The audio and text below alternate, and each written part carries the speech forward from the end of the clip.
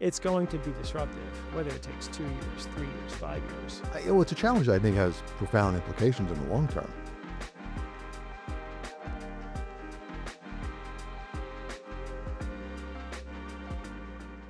We have the greatest shortcut on earth.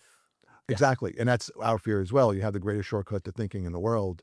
Like, you're just checking all your education, you're checking your brain to a machine and you're not thinking anymore. And at some point, that portion of your brain just, I hate to say dies off, but dies off from lack of use. Yeah, it's just like using Google Maps Yes. or maps in general driving. You forget where you are. Yes. I was explaining to someone that many, many years ago when I used to travel constantly for work and there were no GPSs in cars, there was no Google Maps, you would get that little one-page map that the rental car counter gave you.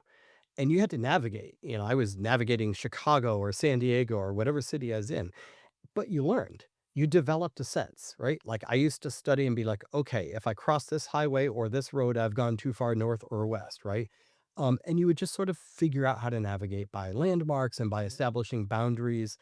And now you've got people driving into lakes because the GPS says there's a road there and their eyeballs tell them there's a lake, but They they're slow down. confused about, they don't know which one to trust. Yeah. Yeah. So I do worry that we are somehow eroding our critical thinking skills. And I, frankly, I blame some of the technology companies because the marketing pitch around AI for the consumers has been, it's an easy button. It'll just do anything for you, right? They actually don't want to tell you, no, you might have to spend 45 minutes writing a really good detailed prompt and then another 50 minutes reading what it says and cross-checking, validating it, Right. right? Because that's not a sexy story. The sexy story is, here's the easy button. Just like Right. say what you want, you get the answer and life is happy. Yeah, no, for sure. And regarding the using directions, I remember my father saying the best way to understand where you are or learn the area is to get lost. It's like I lost a few times. Exactly. And I was recently overseas, and I was just like, I just put my phone away, and I just sort of walked around and got lost. Right. Or I was on a subway, and I asked the person for directions. How do I get there? And that was sort of You what?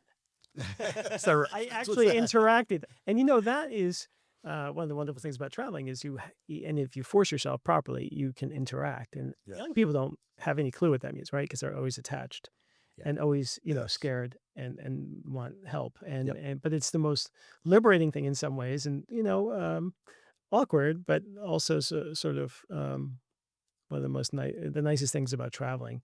But people could do that locally too. You just They put don't. the phone down, turn the phone off, Right. and just explore and talk to people. Right. That Yeah. seems like the skill that's dying rapidly, but it's not dead, especially for all the young folks. They don't interact. And there was a They don't- certain value in, like as you're describing it, sort of putting yourself out of your comfort zone, right? Put the phone away, be willing to get lost, interact with people, ask for help. Like that's good.